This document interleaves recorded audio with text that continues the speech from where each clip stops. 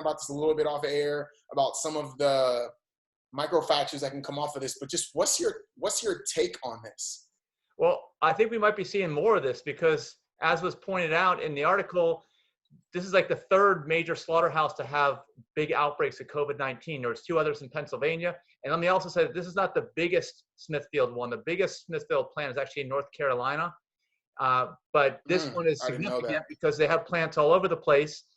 And of course, I think we all know this virus originated with animals. So I would think that people who are involved, the more involved you are with animal products, the more likely you are to get this virus. And I think it's going to be a big deal. It's going to reduce the supply of animal products, which will hopefully transition people over to plant products. Mm-hmm.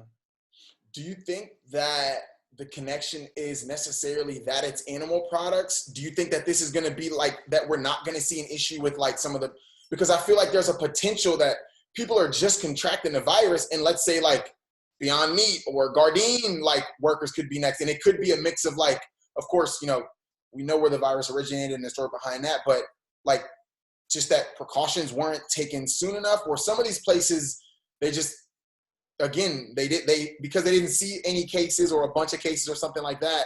Now, all of a sudden they are, and it's this huge shock, but we know how the virus works in the incubation period. So do you think that we might see, you know, something like this start to happen inside of other industries? Because it's pretty scary to think about that, you know? Well, I suppose anytime you get a large number of folks hanging out together, right? And especially one where you've got animal products. And of course, they're bringing in animals to their plant to process. And these animals are unfortunately not healthy. We all know that the biggest user of antibiotics is animal farms because these animals are sick. And I think that it'll be concentrated for sure in these types of industries. But anybody who's in close contact, as we know, we have the social distancing, we have to keep away. Yeah, definitely. I think it said that this is a cool stat from that same article. It did say that fresh vegan meat sales, or faux meats, or whatever you call them, have spiked by 206.4% and 279.8% in the first and second week of March, respectively. So I can only imagine that that's gone up pretty drastically. Oh yeah. All right. So on to our next story, which is this one also was from VegNews.com. As reported, the same reporter, Anna S. And this is one that's kind of been brewing for a while. It's showing back up probably more and more now with everything that's happening. But Virginia governor rejects a bill to censor vegan milk labels, and this was basically saying that in Virginia, that of all these bills that were brought up, it was to basically not allow you to call vegan milk. So dig into this a little bit, shed some light on this, man. All right, it's called the Dairy Pride Act of 2019, and it keeps getting revitalized. It was brought up in the past where it's an effort where an industry realizes that they are starting to suffer, meaning that the traditional animal product dairy industry is starting to suffer. Like you said, plant alternatives are seeing big increases, and the traditional dairy animal-based product industries are seeing decreases. So they're trying to hold on to their market share, and one of the ways they're doing that is by telling people that they cannot use the word milk or cheese or ice cream or whatever is a traditional dairy word in anything that doesn't have actual dairy animal product in it. So that's the whole idea behind this, is preservation of an industry. And what they're saying specifically in the new language, in the way this bill is written, is that the plant products are not nutritionally equivalent to the animal products, which is correct. Okay, they're not. Okay, but my thinking is, if they're going to push this hard and say you can't use those words on your plant products, we should also be pushing to say if any of these products are harmful, let's label them as harmful. And I believe we do have enough evidence scientifically to label animal product, dairy products as harmful. So. Yeah, again, off air, we were talking a little bit about this. You wonder why you don't see any of those milk ads that say milk does a body good. Well, it's simple. They're legally not allowed to say that anymore because that's actually scientifically been proven to be false. So it always drives me crazy when I see these athletes and they're like sponsored by milk, and they're like, when after a workout, I'm like, what? You're taking in milk with inflamed joints. After intense physical exercise, and you're now going to put something in your body that's proven to inflame your gut and joints more. Crazy thing. Two quick points that I wanted to give on this is the first, that what the bill was aimed at, and they were the bill itself. It was aimed to limit the definition of milk to be a lacteal secretion of a healthy hooved mammal, and made only one exception in allowing human breast milk to use the term. So for years and years, decades and decades, I mean, people have been calling other things oat milk and soy milk. These are not new things, right? Almond milk. These are not new things. But now, when you start to see that threat, and so they've got to kind of put this label on it. And the last thing I wanted to kind of add before I feel we might even be on this a while, was the Dairy Pride Act. Here's like the actual definition of it. From the BaldwinStateSenate.gov. Dairy Pride Act would require the FDA to issue guidance for nationwide enforcement of mislabeled imitation dairy products within 90 days, and require the FDA to report to Congress 2 years after enactment to hold the agency accountable for this update and their enforcement obligation. So my question at that is, what exactly is imitation? Again, then you go back to what that article said, is they're trying to define it as coming from a mammal or being breast milk. Well, I get it. I get the imitation thing. I mean, it is kind of laughable. Yeah. On one way, but on the other way, I'm like, do I really want plant products that are most likely beneficial to the human body to be associated with animal dairy products, which are known to cause health problems? That's a pretty crazy. I'll be honest. I haven't thought about it like that. Like, why are we trying to make a plant-based product the same? I hadn't thought of it like that. That's a cool. That's what I'm thinking. We should, if the dairy industry is pushing for this, animal product dairy industry is pushing for this, well, we should be pushing for labeling those products as harmful, like they do cigarettes, right? Yeah, it's kind of mind blowing that you would think. It's almost like, oh, cool, let them have it. Let them have milk then. Cool, we'll just call it something else. But y'all stuff is going to be labeled just like you said, just like cigarettes. So a couple questions on top of this. What is your favorite go-to plant-based milk? Yeah. Well, now it's oat milk. I'd say it's always been soy. I'd say, and I tend to go with organic soy. But now the oat, I think, is even better. But between the two, it's hard to choose sometimes. Yeah. There are a lot of really, really good ones. I think that oat or the soy conversation always comes up with people who are just have been a little bit misinformed or are learning, and there's that fear factor that's out there. But I mean, just like I've spoken about, I've seen a lot of the doctors that you've had out as well say the exact same things that, and there are a lot of really cool studies too, just with people running experiments on themselves on YouTube, plant-based bodybuilders and getting testosterone levels. Like, there's some really crazy stuff I think that people think about soy being harmful. Same thing for me, like soy, like give it to me, like give me the protein, like all that. Yeah. I can't think of the one. I haven't bought it in a while, but it's one that I was always recommending to people that they try as their first plant-based milk. And it was one that previously was only sold at Target, but it had 8 grams of protein per serving, and it had twice the amount of vitamin D, twice the amount of calcium than regular milk did. Was it a cashew maybe? Yeah, no. So yeah, there's that almond cashew one, and that one has 10 grams. We just got that one again last week. Okay. But it's another one. I can't think of what it is. It was from yellow chickpeas. It was from yellow peas. Okay. Yeah. I think I know what you're talking about. Yeah. Is it still available? I don't even know.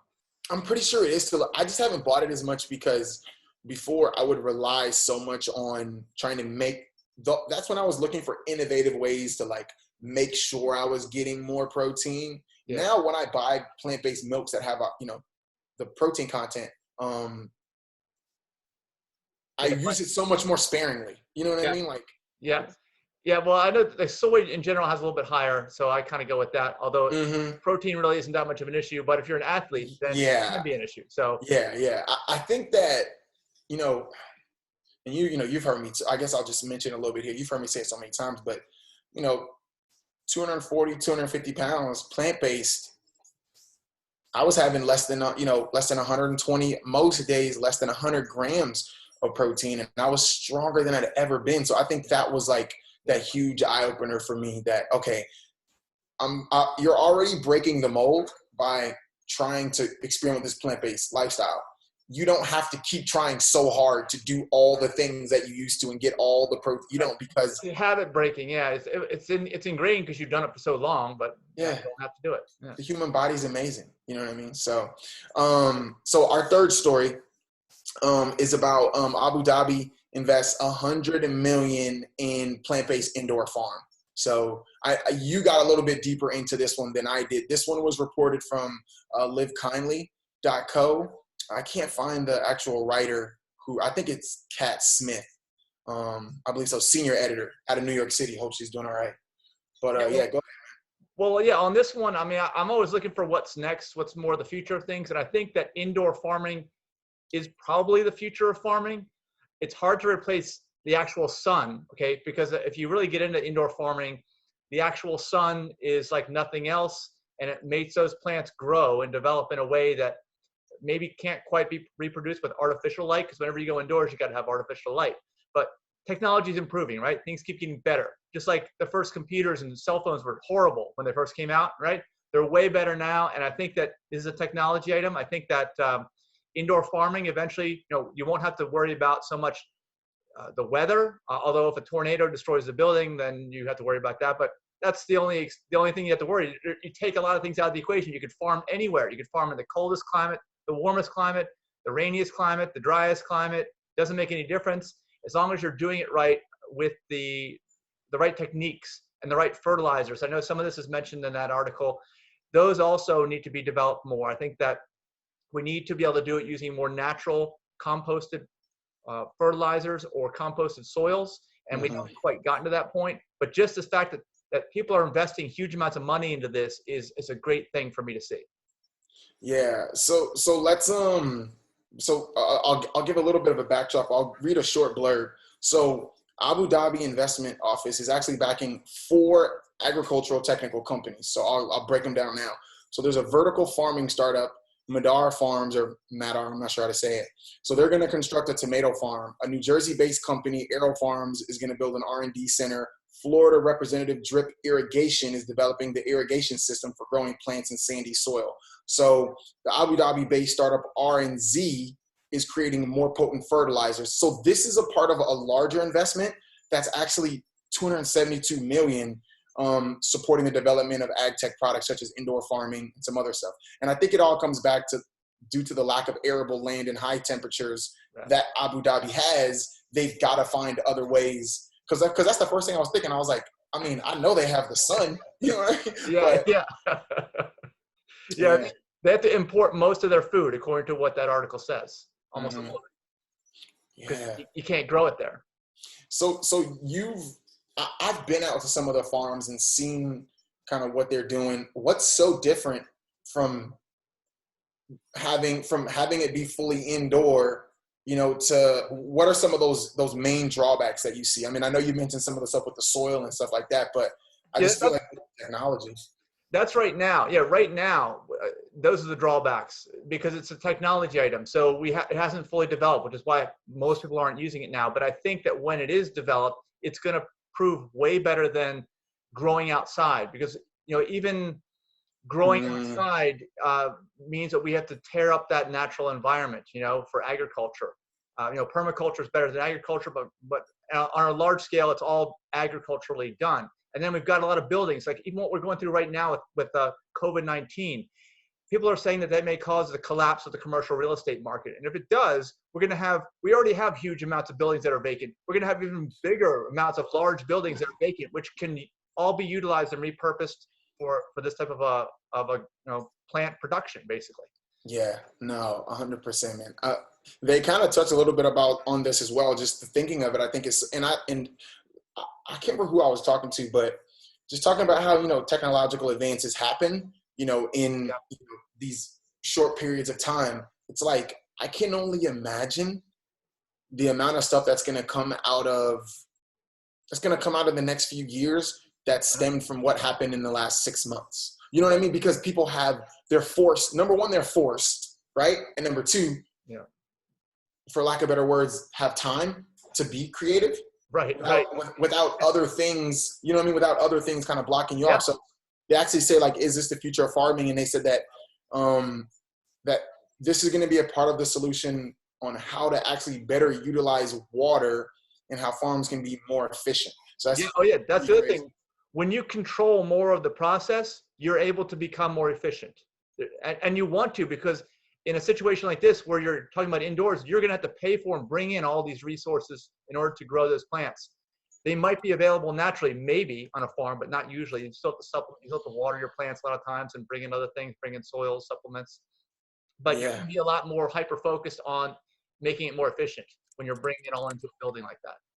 Now, when it comes to like topsoil, I know that that's a big thing for us because like I think it's like half the topsoil on the planet's been lost in the last 150 years, right? And it takes, I'm not even gonna throw a number out. Maybe you actually know, but it's an insane amount of time to even start to get that back. Does Yes. this indoor farming stuff kind of help with some of that? Because like you said, we're not causing an uproot in the land. Yeah, well, it's hard to say. I mean, if we're not going to use it, if we're going to take away land that we use the outdoor land that Mm-hmm. we would use for traditional agriculture, a lot of traditional agriculture isn't done right, which is why another. I mean, it's not just animal products are the worst for the land.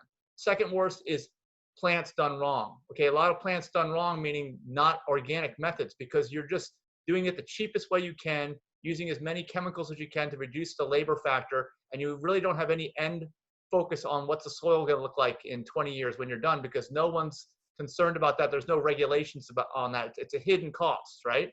Mm-hmm. People just want to produce cheap now, but with this will bring more emphasis, I think, on just bringing back the soils. I would hope. If it's done wrong, it still may be just the cheapest way to go. Okay, but Yeah, yeah. there's an opportunity there for us to focus on that, like you mentioned. I hope that people will. I only hope. Mm-hmm. Yeah, yeah. I guess one of the parting things, and there's actually so many good things. We'll make sure that we share all these articles because it's actually some good stuff.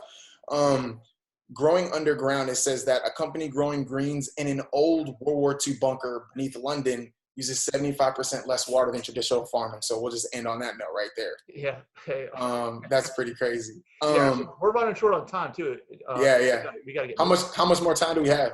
I think we only have about 10 minutes or less. Okay, cool. For half Awesome. an hour. So we'll be sending this one out. I'm gonna go ahead. I'm gonna share my screen so we can let everybody see this. But here we go. Yeah. So we're gonna be sending this one out. But one emphasis that we really did want to make was just being able to share some fun and healthy recipes. My girlfriend, she actually just did one that was, what was it? Taco? Yeah, it was hard shell tacos. And it was so good. So it kind of got me thinking about that a little more. And then it's Tuesday, so this is actually one that we that we chose for you guys, which is cauliflower tinga tacos. So it's super simple. It's not anything crazy for you guys to make. You don't need a ton of ingredients, but we'll be sharing this recipe out for you guys to give a try to inspire some healthy recipes. Mike, what's your favorite go-to recipe? Well, okay. In terms of a recipe, you're talking about like a meal. Yeah, let's say like a meal. Yeah. Well, I'd say we just made it yesterday. It's actually my wife's favorite. It's like a macaroni and cheese, basically plant-based Okay. macaroni and cheese. And we've actually got that on our aPlantBasedDiet.org website under recipes. It's there. It's the only one that actually has the recipe. The rest of our stuff's all links, but that's it. Mac and cheese. Everybody loves mac and cheese, I think. So, Yeah. What do you guys use for the cheese? Cashews? It's all made. It's all in the. You got to look at the recipe. Actually, I think it's nut based. It's actually nutritional yeast based. Oh, okay. Yeah. So yeah, you got to check the recipe out. It's not only is it plant-based vegan mac and cheese, but we also think it's one of the healthiest versions of that you can do.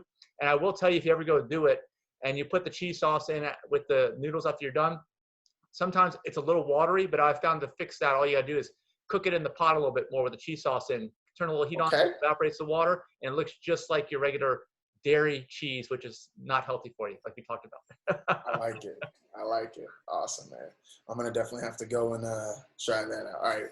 What we got next here? Got some water. All right. Well, let's see the health topic of the day, right? We want to talk about something like that. Yeah, So, yeah, yeah. so yeah, Marcus, you got some pointers for us, I guess, on that, right? Yeah, for the health topic of the day, we really wanted to focus on this week of getting enough sleep, which is kind of weird to say, right? Because people have so much more time, and it's like, you don't have to be, not like you can go to the gym, so you don't have to, but I spoke to some people on Twitter, and people were just speaking about how, they weren't getting a good quality of sleep. They were staying up later, so they were sleeping later, and there's kind of some things that run together with that. So I just kind of want to give some tips on getting enough sleep, some things that might help you guys. And the first one was, it's easy to stay up late in these times. So maybe start setting like a time that you want to start winding down and getting ready for bed. We'll touch on this a little bit more. It's super important for you guys to get about 8 to 10 hours of sleep. For those of you that don't, when you start to continuously, you will notice how amazing your body feels, right? So try working out or like expending energy in projects throughout the day to kind of help tire you out. Maybe like going for walks during your calls. Like most of my calls that I'm on, I try to not sit down. I try to like walk around the neighborhood, so I'm getting a lot of steps.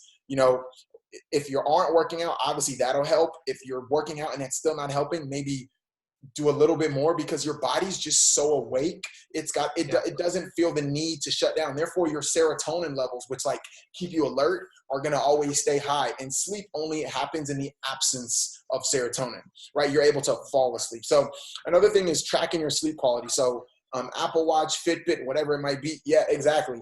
I'm very serious about tracking everything when it comes to that. I'm not playing around. I want to know what level of sleep I was in. There are a lot of affordable ones. You can go super crazy, but those are going to be big helps, because you'll start to know, when am I going to sleep? How much am I waking up? And your quality of sleep. Yeah, and these devices, it has to be one that you strap to your wrist, right? Yeah. To do the sleep part.